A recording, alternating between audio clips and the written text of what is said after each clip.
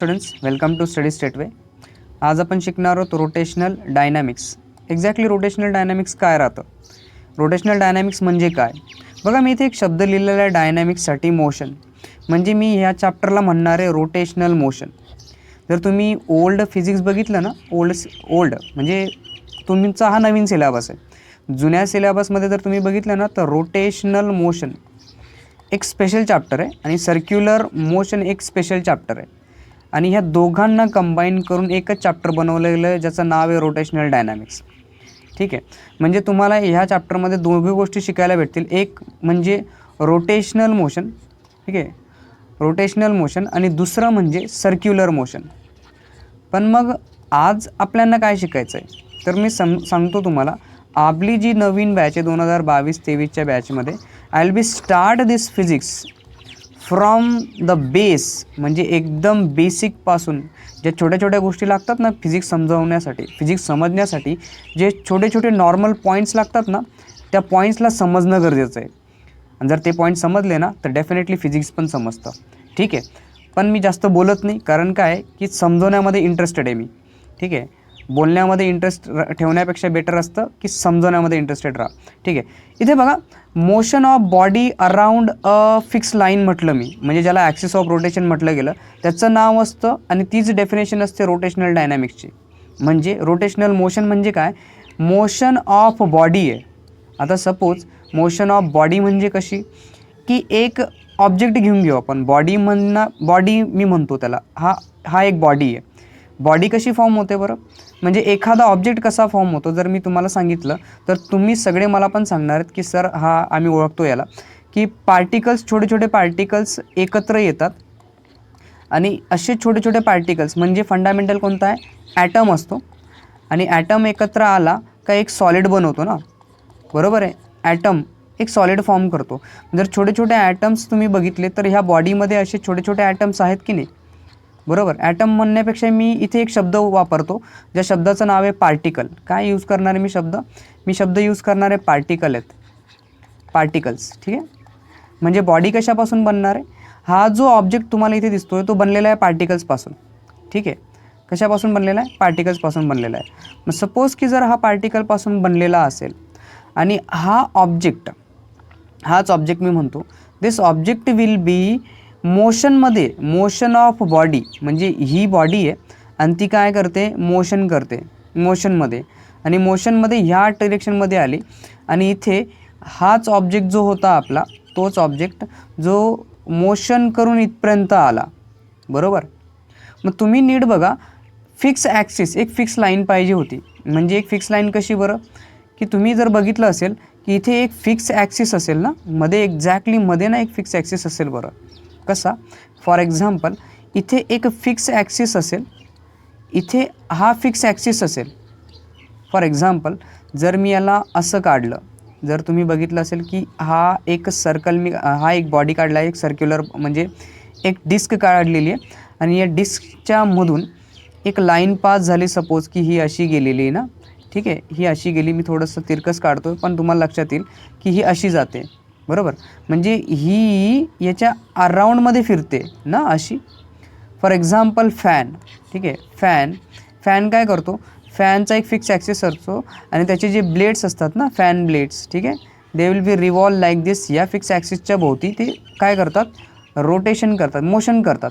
म्हणजे काय, जी रोटेशन आहे ही पूर्ण काय करते, रोटेशन आहे. म्हणजे कोणती मोशन आहे, रोटेशनल मोशन आहे, म्हणजे रोटेशनल डायनॅमिक्स आहे. मग हा पूर्ण बॉडी काय करत गेला, रोटेट करत आला आणि रोटेट करून त्याने एका जागेवरून दुसऱ्या जागेकडे चालला गेला असेल. म्हणजे काय, सिस्टीम ऑफ अ पार्टिकल आहे ही. काय, बॉडी ह्याला म्हटलं गेलं सिस्टीम आहे. काय, सिस्टीम ऑफ पार्टिकल्स. कशाची सिस्टीम आहे, पार्टिकलची सिस्टीम आहे, बरोबर. मग जर पार्टिकलची सिस्टीम असेल म्हणजे बॉडी असेल, काय असेल, बॉडी. ज्याला एक अजून शब्द यूज केला जातो जो तुम्ही चांगल्या पद्धतीने ओळखतात, तुम्हाला सगळ्यांना माहिती की हा शब्द कोणता आहे, which is nothing but a rigid body. काय म्हणतात तुम्ही त्याला, रिजिड बॉडी पण म्हणतात ना, काय म्हणतात, रिजिड बॉडी. मग एक सिम्पलचा शब्द समजा, ठीक आहे. मी काय केलं माहिती का, मी एक ऑब्जेक्ट घेतला, हा ऑब्जेक्ट, ठीक आहे, आणि तो ऑब्जेक्ट जो होता पार्टिकलपासून बनलेला होता. ठीक आहे, कशापासून बनलेला आहे, that object will be made from particles. कशापासून बनलेला आहे? पार्टिकल्सपासून बनलेला एक ऑब्जेक्ट मी घेतलेला आहे. ठीक आहे. आणि हे सारे जे पार्टिकल्स होते ना, म्हणजे ते बॉडीमध्ये आहेत, ज्याला मी रिजिड बॉडी पण म्हणतो आहे. काय म्हणतो आहे मी? रिजिड बॉडी म्हणतो आहे. आणि ही पूर्ण जी ॲक्सिस आहे, बरोबर आहे, याच्यामध्ये एक्झॅक्टली मध्ये ना एक ॲक्सल आहे. फिक्स ॲक्सिसच्या भोवती ही काय करते? रोटेशन करते. The motion of body around a fix line. He fix line होती जी याच्यामधून जाते, ती अशी जात असेल ना एखाद वेळेस. ठीक आहे. इथे 3D काढणं जरा पॉसिबल नाही आहे, म्हणून अशी लाईन जात असेल. आणि हा जो ऑब्जेक्ट आहे आपला तो मे बी लाईक दिस असेल. ठीक आहे. आय एम मेकिंग लाईक दिस. आणि हा असा गोल फिरत असेल. बरोबर असा फिरत जात असेल. ठीक आहे. एक मिनटं. ठीक आहे. हा काय करत जात असेल? असा गोल फिरत येत असेल की नाही. मग गोल फिरून काय करत असेल? तो पुढे येत असेल.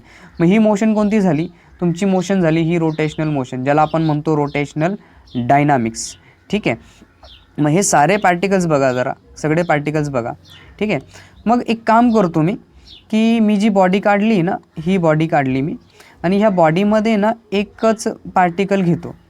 ही फिक्स ॲक्सिस आहे ना याचा, हा फिक्स ॲक्सिस आहे इथे. आणि मी हा पार्टिकल घेतो. बरं, हा एक पार्टिकल आहे, तुम्हाला नीट दिसत नसेल एखाद वेळेस. मी एक काम करतो, एक दुसरा पार्टिकल काढतो जो तुम्हाला दिसेल इथे. ठीक आहे. Let me making a particle is hair. हा पार्टिकल मी घेतला इथे. तुम्हाला नीट माहिती असेल की हा पार्टिकल काय करेल माहिती का? ह्याच्या अराउंडमध्ये सर्कलसारखा गोल गोल फिरेल ना. ठीक आहे. मी दुसरा पार्टिकल बी घेऊन घेतो. सपोज की मी हा पार्टिकल इथे घेतला, आणि हा पार्टिकल पण काय करेल माहिती का? हाच पार्टिकल जो आहे ना, हा पार्टिकल तुमचा हा पण गोल गोल फिरेल अराउंड दिस पॉईंट ना, ह्या पॉईंटच्या अराउंडमध्ये. म्हणजे की एक असं सर्कल आहे माझं. ठीक आहे.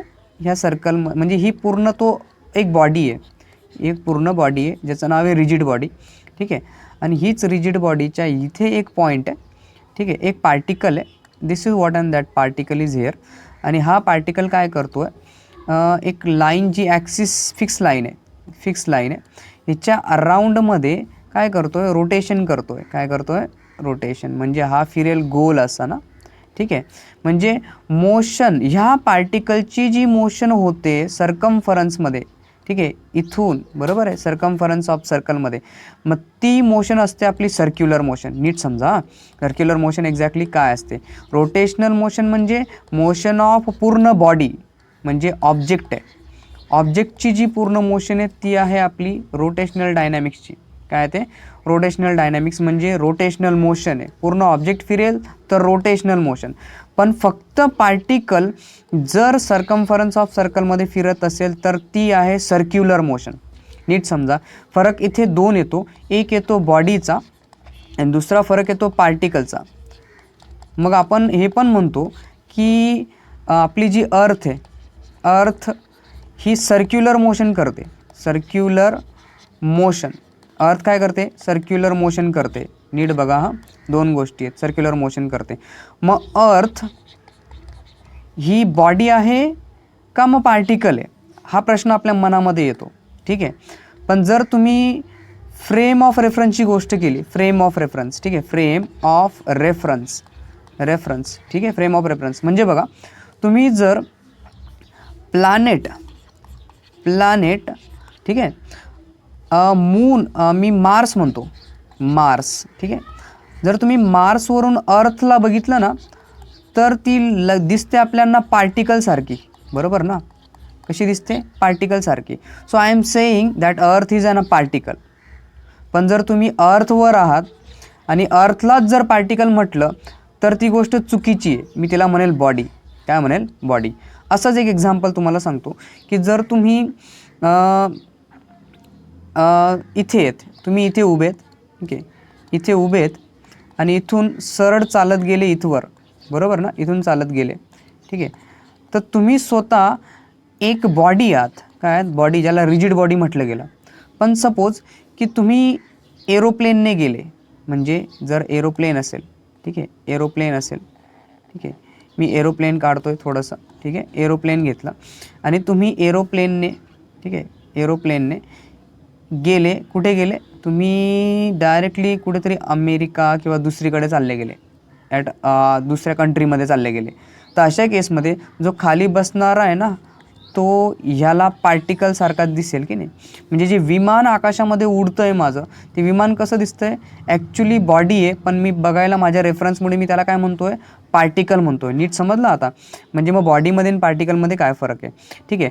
So that is body is nothing but a system of particle राहते, सिस्टीम ऑफ पार्टिकल राहते. पण एखाद वेळेस मला बॉडीलाच पार्टिकल म्हणावं लागतं.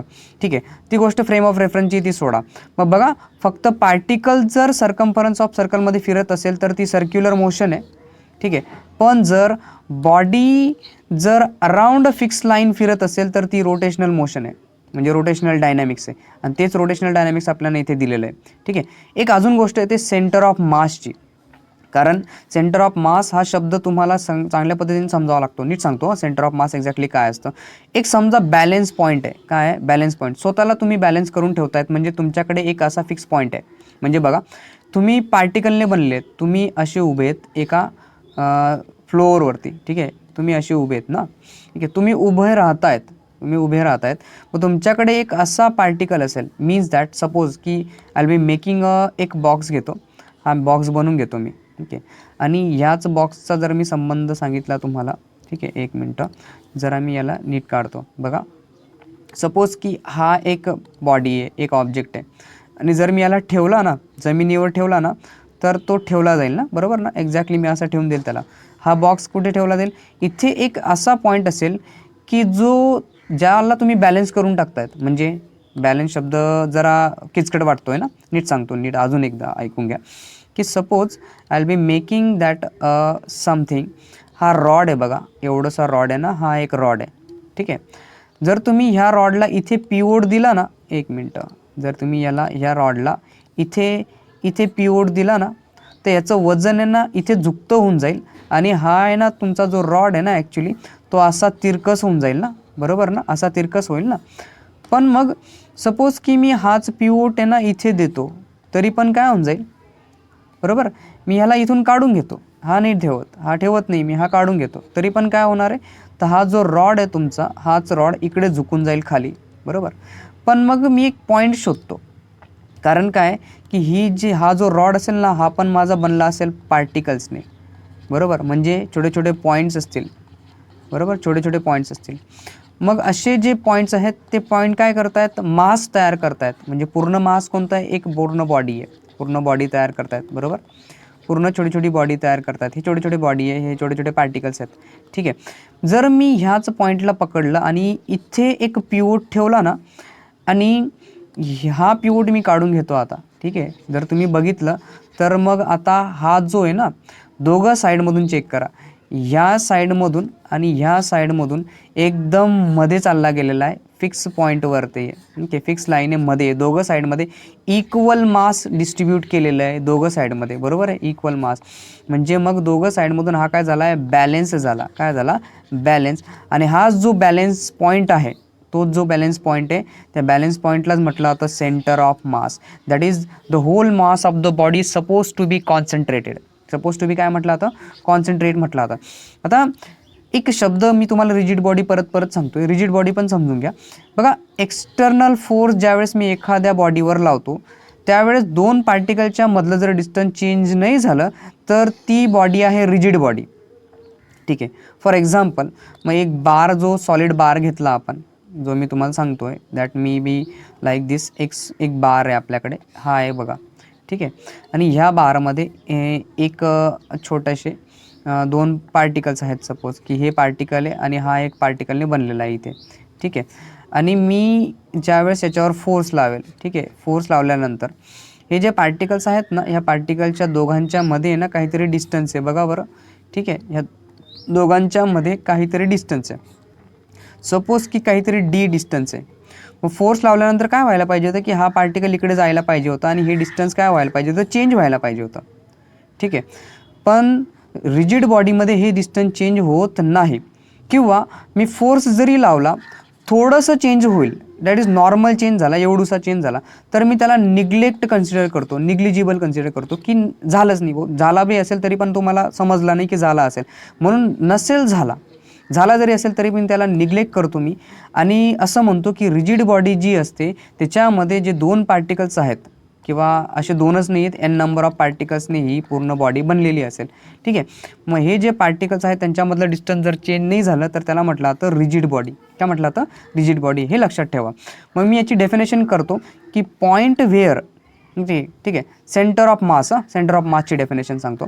ठीक आहे, की असा पॉईंट आहे दॅट इज पूर्ण मास ऑफ द बॉडी. ठीक आहे, or all the masses of set of the particles. ठीक आहे, all the masses of set of particles appears to be concentrated. त्याला म्हटलं जातं सेंटर ऑफ मास. काय म्हटलं जातं याला? सेंटर ऑफ मास. नीट समजा, ह्या सगळ्या गोष्टी काय येतात आपल्याकडे, नीट समजायला भेटतात. मग बघा की मी म्हणतोय सर्क्युलर मोशन आहे. काय? Circular motion. सर्क्युलर मोशन म्हणजे काय की पार्टिकल काय करतोय ह्या सर्कम्फरन्समध्ये, म्हणजे that particle create an a circular motion. ठीक आहे, हा पार्टिकल आहे. ठीक आहे, जर पार्टिकल असेल, ठीक आहे, आणि हाच पार्टिकल काय करत असेल, सर्क्युलर मोशन करत असेल, म्हणजे फक्त ह्या सर्कम्फरन्सवर हा पार्टिकल आता जात असेल, फिरत राहील. बरोबर, फक्त हाच सर्कम्फरन्स गेला आणि तोच सर्कम्फरन्सने हा पार्टिकल तुमचा गोल गोल फिरत असणार आहे. मग सपोज की हा पार्टिकल इथून जर इथे असेल, पहिले इथे, आता हा मी म्हणतो रेडियस वेक्टर आहे सपोज. ठीक आहे, बरोबर, मी म्हणतो की हा जो पार्टिकल आहे ना, हा ॲक्सिस आहे, फिक्स ॲक्सिस आहे. बरोबर, याच्या अराउंडमध्येच हे पार्टिकल गोल गोल फिरतात. मग सपोज की हा इथे आहे, हा बाण जो दाखवतात ना, याला म्हटलं तर रेडियस वेक्टर. रेडियस वेक्टर काय म्हटलं तर याला? रेडियस वेक्टर म्हटला जाईल. मग रेडियस वेक्टर काय की जो फक्त पोझिशन दाखवतोय की हा पार्टिकल ए जागेवर आहे. ठीक आहे, पार्टिकल कुठे? ए जागेवर.